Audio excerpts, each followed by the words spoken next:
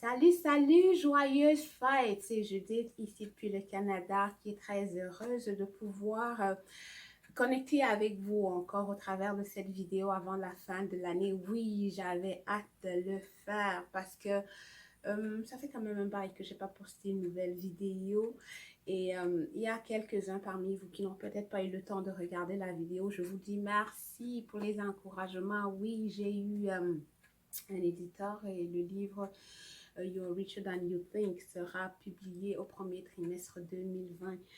Mais je voulais prendre ce temps pour m'arrêter et dire merci parce que 2019 est terminé dans quelques jours, on pourrait même dire quelques heures.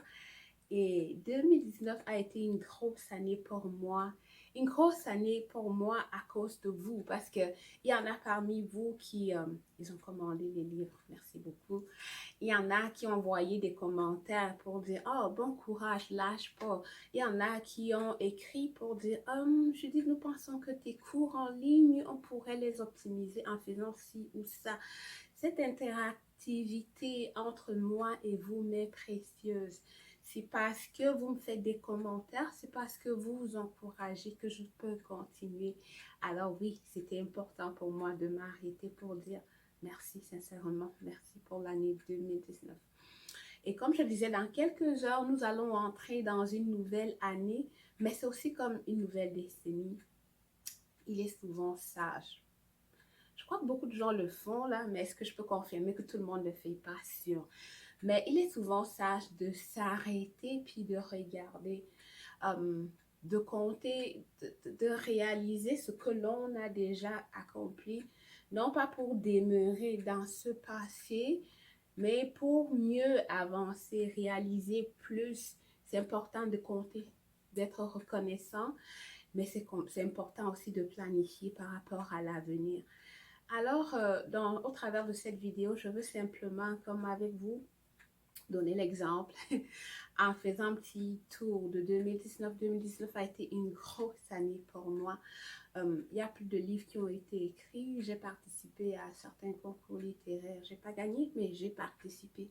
C'est un début. Vous voyez, on va pas toujours comme juste compter les victoires, mais le simple fait de participer, pour moi, je grandis en tant qu'auteur. J'apprends comment ça fonctionne, comment le milieu ça marche. Et à force de s'inscrire pour un concours, on travaille et ainsi on s'améliore. Fait qu'il y a des livres qui ont été écrits, il y a de nouveaux cours qui ont été développés, il y a des nouveaux trucs. On peut dire qu'en termes de réalisation ou de choses qui ont été faites, 2019 a été une grosse année pour moi. Et comme je disais, c'est aussi grâce à vos encouragements. Merci. Par contre, pour réussir à réaliser ces choses, j'ai pas mal tiré sur ma santé. Fait que côté santé, c'est pas super, super joli quand je regarde un peu en arrière. En 2019, j'ai été diagnostiquée prédiabétique, mais aussi hypertendue. C'est comme des maladies chroniques. Je fais partie dans mon CLS, c'est des malades chroniques. Vous imaginez, je n'ai même pas 40 ans. Et j'avoue que moi, ce diagnostic-là m'a comme shaké un peu. Qu'est-ce qui se passe? Moi, je suis une jeune fille.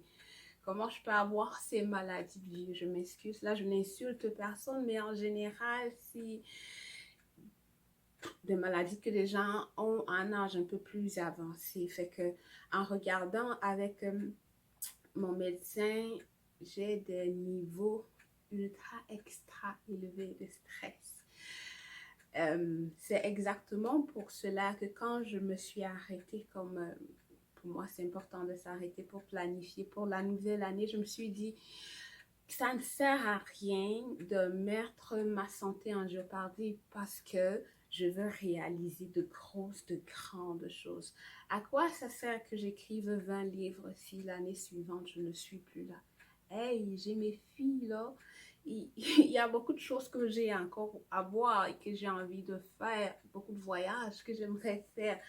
Alors pour 2020, pour moi, je vais prendre 12 mois pour travailler, pour réduire, pourquoi pas complètement éliminer le stress de ma vie.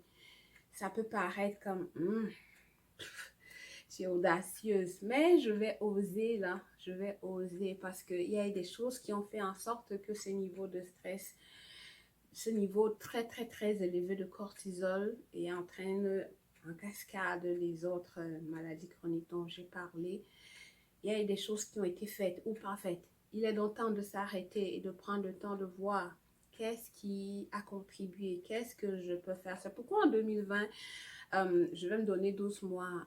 C'est plus en anglais parce que j'ai déjà des gens, un monde anglophone qui ont embarqué. C'est One Year No Stress. Pendant les 12 prochains mois, je vais avoir posé des actions intentionnelles pour réduire mon niveau de stress. Je vais le mesurer au début du mois, puis poser des activités et mesurer l'impact de ces activités sur mon niveau de stress. Et ben, chaque mois, je vais focuser moi et les autres parce que je ne suis pas seule dans ce challenge. On va comme choisir une activité. Par exemple, ok, si je dis en janvier, je commence avec le sommeil. Comment ça se passe avec, je dors combien d'heures? Est-ce que mon sommeil, il est paisible? Est-ce que je dors sans me réveiller? Quelles sont les activités que je vais poser pour améliorer la qualité de mon sommeil? On dit que l'activité physique, c'est bien pour le sport. Est-ce que j'en fais? Quel type je fais? Qu'est-ce que je fais? On dit que le rire, vous voyez un peu où je veux aller. Mais 2020, c'est ça pour moi. C'est ça le gros objectif sur lequel je veux travailler. Être une personne moins stressée, en meilleure santé et plus heureuse. Fait que si ça t'intéresse d'embarquer avec moi dans ce challenge pour 2020, tu sais comment me contacter. Tu peux juste réagir en bas de cette vidéo et dire ouais, je veux joindre pour que je t'envoie tous les détails. Comment ça va se passer chaque semaine, le lien des appels pour voir comment on mesure les outils qu'on utilise pour mesurer le stress, les activités de la semaine. Juste contact et puis on va t'inscrire. C'est gratuit, il n'y a rien à payer. C'est gratuit, il n'y a rien à payer. Et puis je crois que en le faisant en groupe, c'est beaucoup plus fun. Puis on s'encourage. Quand tu veux lâcher là et que tu te dis bah c'est fou cette affaire, ça ne fonctionne pas, je fais le sport puis mon niveau de stress ne diminue pas. Dans ces appels, on peut connecter, tu peux voir comment ça se passe avec les autres. Moi, je crois vraiment que euh, tout seul, on peut courir très vite, mais en groupe, on est sûr d'arriver parce qu'on va se serrer les coudes puis on lâche personne. On lâche personne. Fait que c'était ça. Ça, ce sont mes objectifs 2020 à moi. Toi, est-ce que tu t'es fixé des objectifs? Oui. C'est pas comme si je vais me coucher là et que je vais passer le temps à dormir. Non, c'est un objectif sur lequel il faudra travailler. Je pense que si tu ne te fixes pas des objectifs, ben, il n'y aura pas beaucoup de changements. Tu veux des nouveautés, tu veux que des choses changent, tu veux réaliser des choses, fixe-toi des objectifs et pose des actions. Alors pour 2020, qu'est-ce que toi tu as envie de voir arriver dans ta vie? Qu'est-ce que tu veux réaliser dans ta vie? Planifie et pose des actions.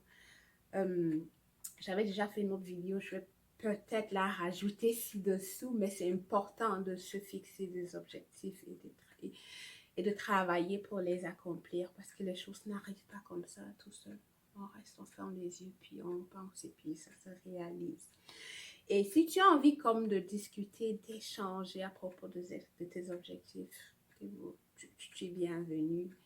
J'aime ça, vous le savez déjà. J'aime ça aider. Et si j'ai une fiche pratique, si j'ai un outil, si j'ai un livre, je ne manquerai pas de partager avec toi. L'idée pour moi, c'est que après tout, en 2020, tu puisses sortir le meilleur de toi parce que tu es une personne douée de tellement de potentiel. Tu es une personne exceptionnelle. Il ne faudrait pas laisser ce super talent, cette belle personne, cette chanteuse, cet écrivain, comme rester à l'intérieur. Pourquoi 2020 ne serait pas l'occasion de faire sortir ces choses-là que tu as en toi? En tout cas, moi, avec tout ce que je sais, tout ce que j'apprends, je veux aider à faire sortir le meilleur de toi. Alors, une fois de plus, merci beaucoup pour ton support, pour ton soutien. Merci d'être là pour moi. Tu as été pour moi, tu as été là pour moi en 2019 et je te remercie en avance parce que tu seras là pour moi en 2020. Pour ma part, je serai toujours là disponible à l'écoute. Et je te souhaite une année remplie de bonheur, de prospérité, une bonne santé par-dessus tout. Une prospérité dans toutes tes entreprises en 2020. Sois richement béni par le Très-Haut. Bye. Bonne année.